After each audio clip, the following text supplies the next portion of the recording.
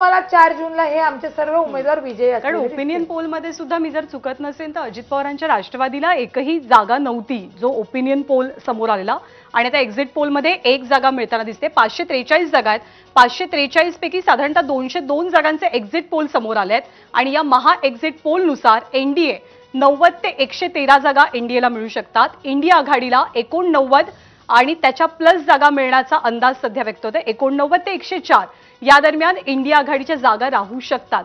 किशोरीताई, 50% जागा कमी झाल्या. 18 ते 9 आकडे एक्झिट पोल मध्ये पाहायला मिळतात. ग्राउंड लेवलला आम्ही काम केलंय. पूर्ण महाराष्ट्रामध्ये मी फिरलेली आहे. त्यामुळे मी नक्कीच सांगू शकते की आम्ही 18+ आहोत. 18+ हे सांगू शकते. कारण हा जो काही महाराष्ट्रामध्ये खिचडी म्हणण्यापेक्षा संपूर्ण चिखल केलाय, त्या चिखलमध्ये कमळ तर नक्कीच नाहीये, कारण लोकांना ते पटलेलं आहे. आणि दुसरं म्हणजे ज्या पद्धतीने इतक्या कॉन्फिडेंटली इतकं लोकांना आपण गृहीत धरायला लागलो का, येस कुछ भी करेंगे लेकिन येस. किशोरी, ते चिन्ह लोकांपर्यंत पोहोचू शकलं का? येस, 100%. म्हणून मी म्हणते आम्ही 18+ आहोत. चिन्ह तर पोचलंच, कारण आमच्याकडे धनुष्यबाण यायच्या आधी अनेक चिन्ह आली होती. त्यामुळे ह्या चिन्हाला ज्या क्षणी धनुष्यबाण दिलं त्या क्षणाला मशाल पोचली. गावागावात मशालीची तेज ते पोचलेलं आहे. आणि म्हणूनच सांगते की 18+ ही शिवसेना असणार आणि आघाडी पूर्ण महाविकास आघाडी 33 ते 35 याचा पूर्ण भरोसा आहे. अच्छा, शायना एनसी आपल्या सोबत आहेत आणि अर्थातच शायनाजी, 40+चा विश्वास तुम्ही व्यक्त केला, 45+चा नारा होता. पण एक्झिट पोलमध्ये आकडे थोडंसं वेगळं गणित दाखवतात. एक्झिट पोलनुसार महायुती 22 ते 26 आणि महाविकास आघाडी 23 ते 24. संभ्रम दिसतोय, 50-50ची अवस्था आहे. तुमची कमेंट या एक्झिट पोलच्या आकड्यांवर?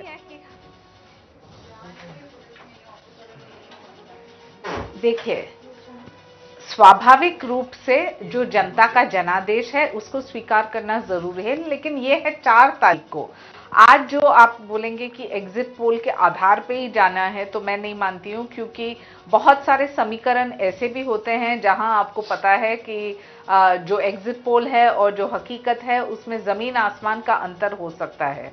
रही बात महाराष्ट्र हो या कोई अन्य प्रदेश, बिल्कुल स्पष्ट रूप से जो वोट मोदी जी को मिल रहा है केंद्र में अपने प्रगति के लिए, तो फिर it is given that people will vote in that premise in this 2024 election.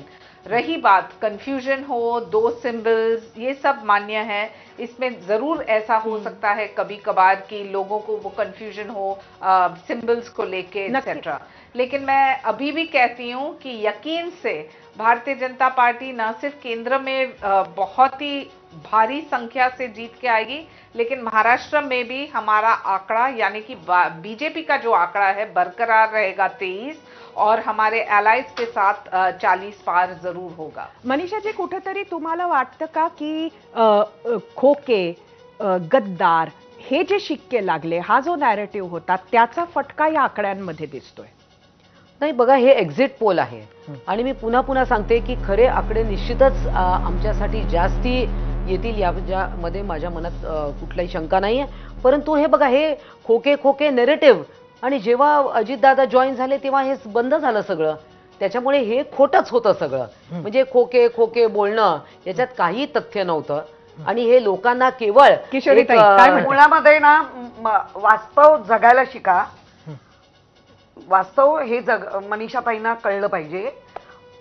Ajitdada आल्यानंतर शिक्कामोर्तब झाला की ह्याच पद्धतीने राजकारण केलं जाणार पुढे महाराष्ट्रात. त्यामुळे नरेटिव्ह आम्ही नाही केला.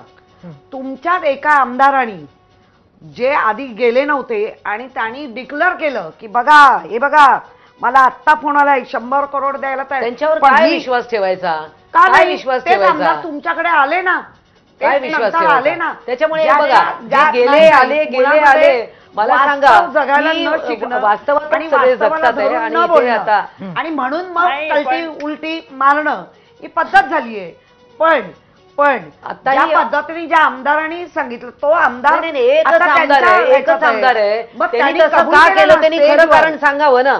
त्यांनी स्टेजवर ते ते विचारा गेले आणि तुम्ही, आले. आम्ही नाही ते का सांगणार. केलं त्यांनी विचारा ते तुम्ही त्यांना. विचारा विचारा त्यांना. त्याच्याकडनं कबुली आली ते कबुली आता काय? 50 कबुली झाले, काय? आता 100. कोणाकडे कबुली दिली? कोणाकडे कबुली दिली? शिवसेना पक्षफुटीचा विषय आणि राष्ट्रवादी काँग्रेस पक्षाचा विषय हा पूर्णतः हो, वेगळा बरोबर आहे. अगदी हा वेगळा आहे. पूर्णतः वेगळा आहे. म्हणजे तो धरण तुम्ही आणि एकत्र मरण करूच असं शकत आहे, धरण आणि नाही मरण. हा Correct. पूर्ण वेगळा आहे. धरण आणि त्याच्यामुळे मरण. शिक्कामोर्तबचा वगैरे विषय होणार नाही. अजितदादांनी जेव्हा पक्ष पाठिंबा दिला त्यावेळी राष्ट्रवादी काँग्रेस पक्षाच्या आधी माननीय शरद पवार साहेबांनी राजीनामा दिला होता. तेव्हा त्यांच्यामध्ये काय घटना, काय मंजुरी, काय प्रस्ताव झाले हे अद्यापही समोर कुणाच्या आलं नाही. कारण का त्या कमिटीमध्ये अजितदादा असतील, माननीय मोठे साहेब आहेत, प्रफुल्ल पटेल असतील, हीच लोक होती. त्याच्यामुळे महाविकास आघाडीमध्ये जेव्हा अजितदादा होते तेव्हा अजितदादा चांगले होते. जेव्हा सरकार पडलं, सरकार पडल्यानंतर कायद्याने अधिकार आहे त्यांना की कुठल्या पक्षा सरकारला पाठिंबा द्यायचा त्या यांनी अजितदादा गेले. त्यामुळे अजितदादांचा 50 खोकी का अजून 100 खोकीचा संबंध कुठे येत नाही. शिवसेनेशी असू शकतो, त्याला त्याच्या बाबतीत मी बोलू शकणार नाही. एक इंटरेस्टिंग गोष्ट ज्याच्याकडे आपण सगळ्यांनी लक्ष द्यायला पाहिजे ते विद्याताई, 2 राष्ट्रवादी 2 शिवसेना झाल्या. तिथे फायदा झालेला आहे तो काँग्रेसच्या आकड्यांमध्ये. काँग्रेसची 1 जागा होती. एक्झिट पोलनुसार काँग्रेसला 8 जागा मिळतात. म्हणजे सेंट पेक्षा पण खूप जास्त मोठा परफॉर्मन्स काँग्रेसचा या निवडणुकांमध्ये लोकसभेला महाराष्ट्रात दिसतोय. हेमलता पाटील, मी तुमच्याकडे येते.